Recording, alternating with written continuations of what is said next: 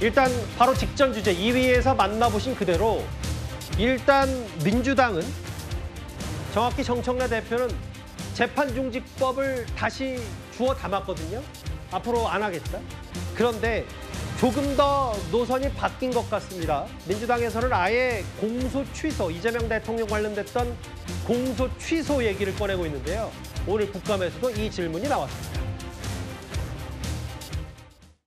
대북 송금 사건 아예 공소 취소를 하려고 지금 법무부에서 빌드업 작업하고 있습니다.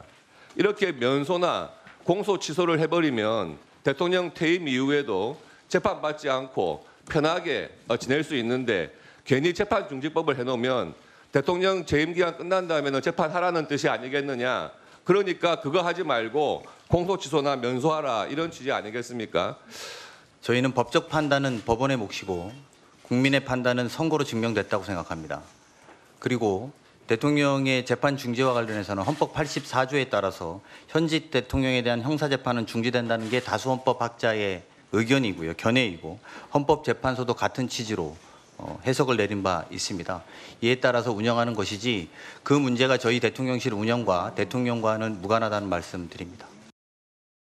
오늘 강훈식 비서실장의 저 얘기, 운영이 국감 때였습니다. 그러니까 대통령실 첫 번째 국감 때요. 정혁진 변호사님. 네네. 저 강훈 실장의 말, 법적 해석을 정 변호사는 어떻게 하시겠습니까? 저는 잘못됐다고 생각을 합니다. 왜냐하면 서울고등법원장도 이야기했지만 헌법 84조는요. 그다음에 서울고등법원장 이야기를 떠나가지고 가장 권위 있는 책이 헌법주석서인데 헌법주석서에도 헌법 84조에 따라가지고 이미 재판에 계류된 대통령의 사건은 계속 진행된다. 이렇게 다 규정이 되어 있거든요. 해석이 되어 있거든요. 그러니까 강훈식 그 비서실장이 저렇게 이야기하는 것은 법조계에서는 소수설에 불과하다. 저는 그런 생각이 들고요. 그다음 지금 공소 취소가 계속 이야기가 나오는데 공소 취소가 제가 봤을 때 무슨 의미가 있나 그런 생각이 드는 게 첫 번째로 공소 취소를 해도 검찰이 공소 취소를 해도요. 이건 기판력이 없습니다. 그러니까 만약에 이제 정권이 바뀌거나 그랬을 때 다시 검찰에서 그 공소를 다시 기소할 수 있는 거거든요. 물론 제한이 있는데 중요한 증거가 발견됐을 때에는 기소할 수 있다 이렇게 되어 있단 말이죠. 그런데 이재명 대통령 관련해 가지고 중요한 증거가 발견됐다라고 검찰이 판단하면요. 언제든지 재기소가 될 수 있는데 무타로 공소 취소가 저렇게까지 핫한 이슈가 되는가. 더 중요한 건 두 번째인데요. 공소 취소할 수 있는 사건은요.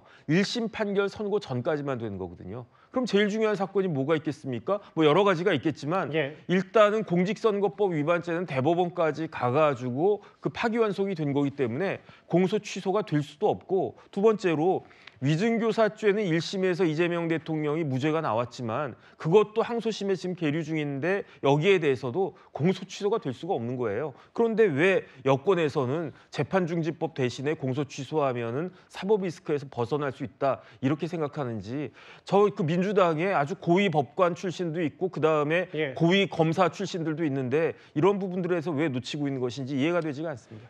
정 변호사 말씀을 좀 두 가지로 나눠볼 필요가 있어서요. 장유희 변호사님.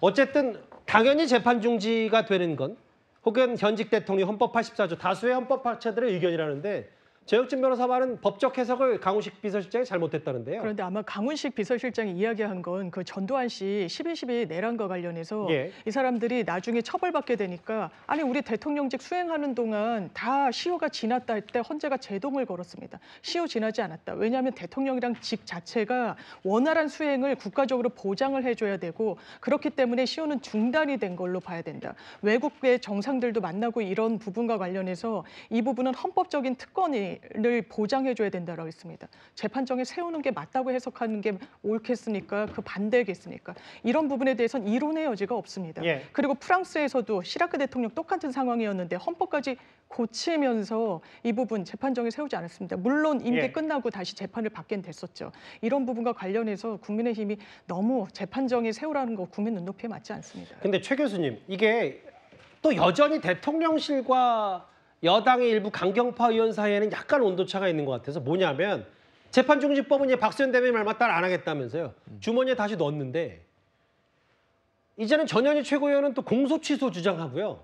공소 취소돼야 된다. 대통령실은 그거에 대해서 뾰족하게 얘기는 안 하는데 어떻게 돼야 돼? 어떻게 제가 받아들이면 됩니까? 그러니까 대통령실 입장에서는 강훈 실장의 말이 그대로 맞다고 생각해요. 예. 이건 사법부가 판단할 문제고 검찰이 판단할 문제이지 대통령실이 나서서 이래라 저래라 얘기할 수 있는 사안이 아니라는 얘기를 하는 거죠. 예. 이제 여당 입장에서는 뭐 아마 이제 의원들 개인의 입장에서 그런 부분들이 맞다고 생각해 공소 취소를 얘기하는 것 같아요. 예. 이것도 사실 대통령실에 이래라 저래라 얘기할 수 있는 부분은 아니라고 저는 생각합니다. 예.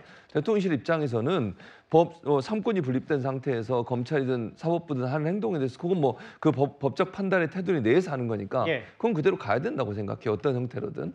다만 이제 민주당 의원들은 정치인들이기 때문에 그 부분에 대해서는 공소 취소가 필요하다고 주장할 수는 있다고 봅니다. 뭐 그거는 그분들의 주장인 것이고 또 그것이 뭐 어떤 경우가 나올지는 알 수는 없지만 그건 검찰이 판단할 문제 아니겠어요. 예. 지금으로서는 대통령실이 민주당과 함께 같은 입장을 내고 있다고 보이진 않고요. 예. 각각 다른 예. 입장을 내고 있다고 보여집니다. 예. 이번에 뉴욕시장이나 미국의 선거를 보면 다 후보들이 생활 정치를 굉장히 중요하게 이슈로 부각을 시켰습니다. 그래서 다 이제 승리를 했거든요. 그렇죠. 자, 지금 여당이 계속적으로 지금 집권 이후에 주장하는 게 모조리 지금 이재명 대통령 사법 리스크 관련된 것만 매일매일 이슈가 되고 있어요. 근데 이게 과연 지금 필요한 이야기일까요? 지금 이미 재판 연기돼 있고 재판하지 않습니다. 근데 그게 한다고 해서 이거 자체가 논란이 계속 간다 그러면 과연 국민들이 어떻게 생각할지 모르겠습니다. 저는 그래서 지금 여당이 정말 방향을 잘못 잡고 있는 게 아닌가. 지금 내년 선거 뭐 앞으로 이제 다가오는데 예. 결국은 국민의 삶에 좀 더 집중해야지 자꾸 입만 열면 대통령에 대한 사법 리스크만 한다 그러면 글쎄요. 저는 결코 도움이 되지 않을 거라고 생각이 듭니다. 글쎄요. 재판중지법은 일단 대통령실의 제동으로 막히니까 공소 취소로 노선을 튼 거 아니냐. 뭐 야당에서 이런 비판까지 하던데.